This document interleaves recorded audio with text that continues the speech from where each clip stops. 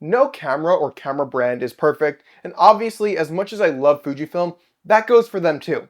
There are a few things I think Fuji can do to make sure they stay competitive in the market, and no, I don't think they need a full frame camera, so don't even bother commenting that below. Some of these changes will be obvious, and some maybe less so, but I want to start with the idea that actually prompted me to create this video. Fuji, you need to overhaul your recipes. Let's be honest, film simulations and recipes have become one of the biggest reasons people are interested in Fujifilm cameras as a whole. The promise of less editing is enticing. Hell, it's part of the reason I picked up my X100V a couple years ago.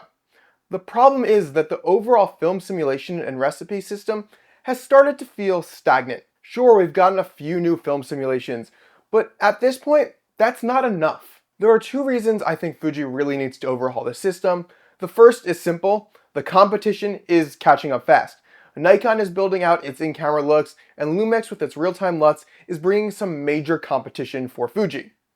Having used the Lumix S9 and messed around quite a bit with real-time LUTs, or RTLs as I like to call them, I don't think they're perfect, but they do two things really well. First is the app. The Lumix Lab app is just so much better than Fujifilm's app. It connects faster, and it allows you to import and rearrange all your LUTs without having to manually input them into the camera individually, which is so much better. It makes choosing and changing between different looks so much easier and faster than how it's currently done on Fujifilm, and you can import so many more LUTs, so you have a lot more options at your fingertips without having to dial in new settings. It's just a better system, and their app is fantastic. And if you're a Lumix shooter or really just want to see what real-time LUTs can do, I've made a bunch of videos on the Lumix S9, and I also have my own real-time LUTs that you can download for 100% free. I'll leave those linked below in the description if you want to check them out. The other big upgrade I want to see to recipes is more control over the overall look. You see a lot of people, and I mean a lot of people these days, saying Fuji recipes look the same, or that you can tell someone is shooting a Fuji because of how their photos look, because they're all using recipes, or maybe they're all too yellow and they look like piss. I personally don't love the piss filter thing. I think it's a bit far, and I think some of those warmer recipes do look great. But as someone who literally has an entire series reviewing and testing Fuji recipes, there's no denying that a lot of them can start to look pretty similar. And I think a big reason for that is there are only so many settings you can change when making a recipe. If you're new to the channel, in that series I test a bunch of different Fuji recipes, show you a bunch of real-world sample photos, and talk about what I like and didn't like about each one, and go over situations where I think each recipe works best. So if you're looking for new recipes, I'll leave a link to that series below. Make sure to check it out if you're interested. The lack of control is also part of the reason why there's so many of these overly warm recipes. Without more control over the image, you're left relying heavily on white balance shifts to control the look each recipe creates, and that's really not ideal, as we can see. What I really want to see added to recipes is some kind of color grading or split toning tools so we can control the colors we're getting individually in our shadows, our midtones, and our highlights. Maybe I want my shadows to lean a bit cooler and blue, maybe my midtones need to be a bit warmer, and my highlights I want really warm. There's just no way to currently do that with the current recipe settings we have. Same goes with HSL controls. Giving the user the ability to control each color individually would really allow them to refine the look. On the Lumix S9 and with real-time LUTs, you can do that, and that has led to many more distinctive looks and a larger variety of styles and way more possibilities. If Fuji wants to stay on top and keep the title of King of In-Camera JPEGs, then they need to keep innovating the recipe system. It can't just be another new film simulation every few years. Okay, now let's get the obvious one out of the way. Fuji, you need to fix your autofocus. I'm sure you knew this was coming, but compared to the competition, Fuji's autofocus is just straight bad. It's slower, less accurate, it leads to more out of focus shots, it's worse in low light, and overall the menus and controls can feel a bit clunky. If Fuji can just get the performance better, even matching something like the Lumix system, which isn't the best, but it's better, they'll be in a much more competitive position and can really make the claim for having some of the best APS-C cameras for professionals. Without that autofocus performance, they can't make that claim. I'd also love to see some menu advancements here. I don't want to have to set up different custom AF modes for different shooting situations. What makes Sony's autofocus so good is that it just works. I don't have to mess with settings. You just point the camera at your subject, it recognizes what you're shooting, and you know your shot's gonna be in focus. I think it's past due for Fujifilm's autofocus to work the same way, and if they can get their autofocus performance significantly better, they'll be in a much better position to sell a lot more cameras. Now, those are the two major changes I think Fujifilm needs to make, but they're not the only ones. This next one is probably expected too, but there are definitely some build quality kinks that needs to be worked out. I don't necessarily want to call them widespread issues because I haven't experienced any of them personally, but I do think Fujifilm needs some tighter quality control. Things like the strap lugs falling out or EVF coatings rubbing away just shouldn't be happening. I'd also really love to see Fuji take an approach a bit more similar to OM Systems and cater to someone who wants a rugged camera. People love Fuji cameras because they're small and powerful, and that's what makes them great to daily carry, take on a hike, or travel the world with.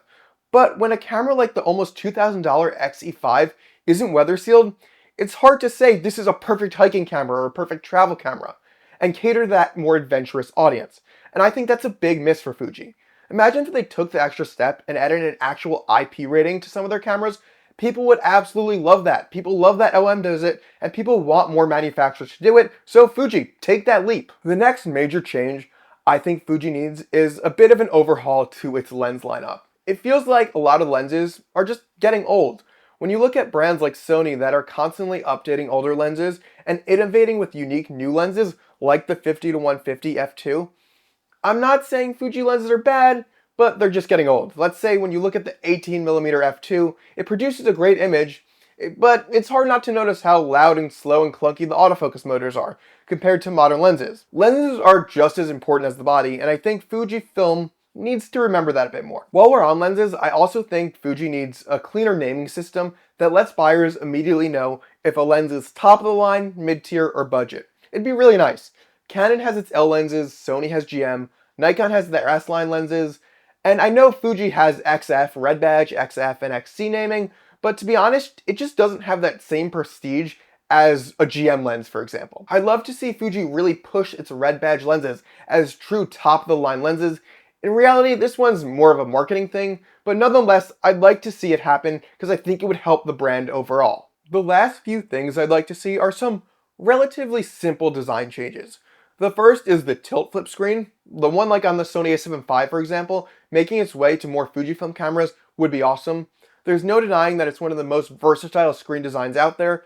You still get the quick tilting photographer's leg, but you can also flip it out for videographers or people who shoot at weird angles. Honestly, I think at this point, almost every camera should be using a screen like this because it's really the best of both worlds, and not enough use them, including Fujifilm cameras. I'd also like to see a redesign of the power and shutter button and a bit more consistency. Maybe this is really nitpicky, but I feel like the shutter button on every Fuji camera feels different. The half press point where the autofocus engages isn't always at the halfway point, and they all seem to have different levels of sensitivity, requiring different amounts of pressure. And this makes moving between different cameras really hard. If I'm shooting with my X100V one day and my X-T5 the next, it takes me time to readjust, and that can be quite annoying. As for the power button, I think it's just a bit finicky. I don't always find it easy to tell if it's on or off with a quick glance, and that's annoying. And over the years, I found that the power button can gather dust and grime, which can make it feel sticky and stiff and just a little off, and I shouldn't need to clean that power button with dental floss every few years. It just feels a little sketchy and it makes me a little nervous. None of these are big things and they haven't been major issues, but the last two could just be nice fixes that make the overall experience better. Now, I don't want this video to seem like I'm just complaining. Obviously, there's a lot I do love about Fuji. I use my X-T5 all the time, and I absolutely love my X100V, and I've gotten some amazing images with other Fujifilm cameras.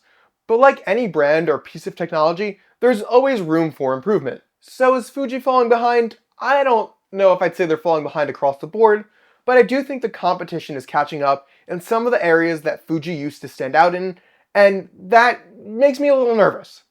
That's why I think the X-Trans 6 could be such an important generation for Fujifilm. Now, I do want to know what you think. Do you agree with my points? Is there anything you'd really like to see Fuji change or improve over the next few years? Let me know in the comments below. For now, go and shoot some photos. Thanks for watching.